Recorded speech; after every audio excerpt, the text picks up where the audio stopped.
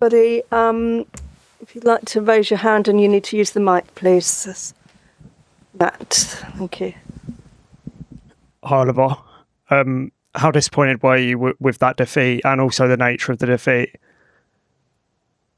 Massively disappointed everyone because it hurts how the game was played. So I've seen 60, 70 minutes, a fantastic performance of our team. And yeah, once again, we didn't decide the game when we could have decided it. It's happened a few times. And I think this is when I'm, let's say now having played, I think, 12 games in this season. So when we was the first defeat, and I think, let's say this is maybe the missing link to be really a top team in the Premier League, is having this efficiency and decide the game when you can decide. I think you don't have more clear chances than we had in the first 60 minutes when you play away at Everton. Very good team, very well organized, and then when, as long as it's 1-0, it's always everything is possible. And then we made one mistake in defense, and we don't make many mistakes in our defense, but we made one, and they got the penalty, and the game was open. Yeah, and then it was who gets the lucky punch and takes it. Today it was Everton, so congrats to them. But yeah, it really hurts because we all feel it was our fault. You've spoken before about the importance of momentum. Do you think that that's also kind of what decided the game today, with after the equaliser that Everton just had the momentum and you didn't?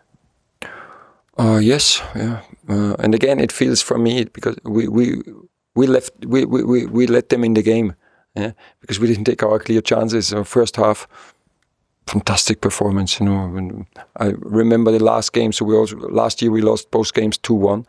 But when I compare the performances, so I think this was by far the best one.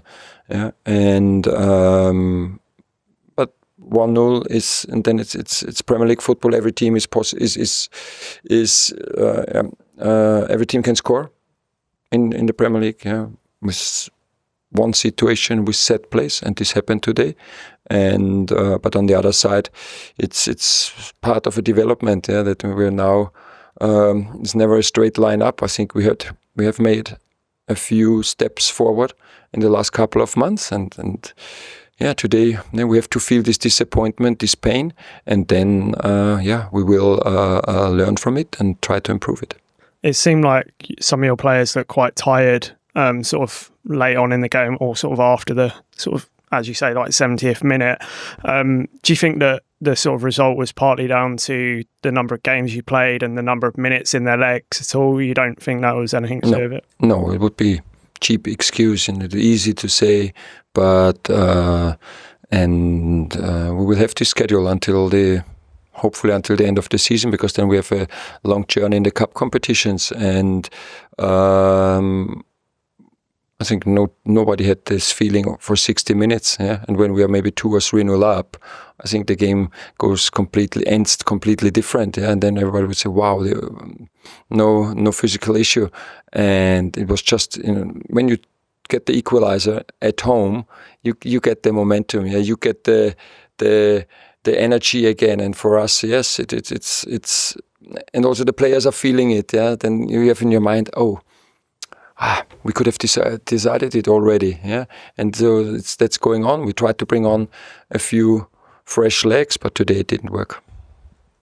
And just a slight positive, Yeremy Pino seems to have played really well, both against Dynamo Kyiv and today as well. How pleased are you with how he's settled in and how he's sort of starting to make a bigger difference? Yeah, very pleased. So it's exactly what we have, why we signed him. Yeah, he's such an understanding of the pitch, great work of the space. Sorry, how he moves in the right areas, how confident he is with the ball, and he also has a great work ethic. How he is working out of possession and always supporting our wing backs. So yeah, it's very, very positive how he's performing and how how quick he has settled in. Gentleman there.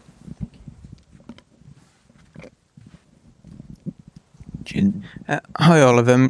Just in terms of the unbeaten run as a whole ending, I mean, 19 games and it looks so close to being 20.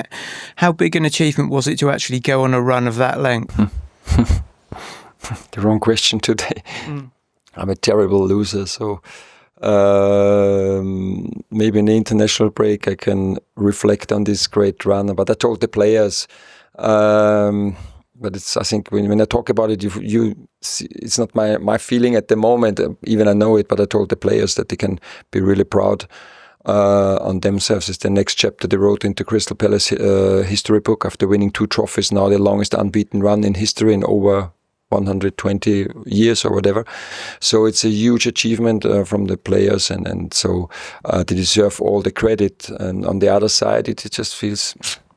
I still feel it should have been at least 20 now. So but it's now time. Also, sometimes you need. Now I think maybe we need to feel this pain again. You don't want it, but sometimes you need it, and to make the next step forward. And now his fingers are crossed with many players going on the international duties, that everybody comes back fit and healthy, and then we will go on starting the next one. Thank you. Hi, Oliver. Jack Grealish just went on TV and said that Adam Wharton was the best player on the pitch in his opinion. There's a lot been made about England and Adam. I just wanted to get your thoughts on his performance today. Oh yes, it was very good, but not just this game, in many games, and I think it's exactly showed where he's excellent, how quick he finds solutions, and what I like today, because sometimes we're speaking about he's always passing with 1 or 2 touches. Sometimes he also can drive the ball, and this is what he showed today. And I think we had a very good setup today. We knew either they press us man to man, and we wanted to go in behind quickly, or when they've just like in the first half, and Chaya as 110, and then it's difficult to control both of our sixes, and Adam and Daichi worked so well in these spaces, and then we could always break the first pressing line and could run. So this is also how the goal happened. Then they went with the midfielder higher, and then we found Yeremy Pino the 10, and the other 10 was free, and we had a 2v1 or at the end a 3v2 situation. So I think every player worked so well, and then Adam knows, because he's understanding, because of his pre-orientation, he always has the solution before he gets the ball, but the players have to be in the right areas, and they have done it today great over a long period, but wasn't good enough. Oliver, you know at Crystal Palace, with the way your fans are, how passionate and noisy they are, what an impact they can play on a game. How worried was you about that happening at Everton today at this new stadium, and the way the fans are on top of the players? Every fan deserves huge credit for the support, especially in England, and I love every single stadium. Of course, I love Selhurst most, but it's always a great atmosphere. Wherever I haven't played in one stadium here in England where it wasn't a great atmosphere. So I remember we played Monday evening, 8 o'clock at Doncaster. The rain comes sideways, 2 degrees. You don't go out with your dog in this weather, and the stadium was full and the atmosphere was fantastic. So I think this is what you in England can be really proud of, that the support of your team, and so I think they were quite silent over 60-70 minutes. So also we helped them a little bit to get back, and then yes, it was very loud, and it was a really nice stadium, and unfortunately we lost. Thank you. Okay. That's it, everyone. Thanks very much.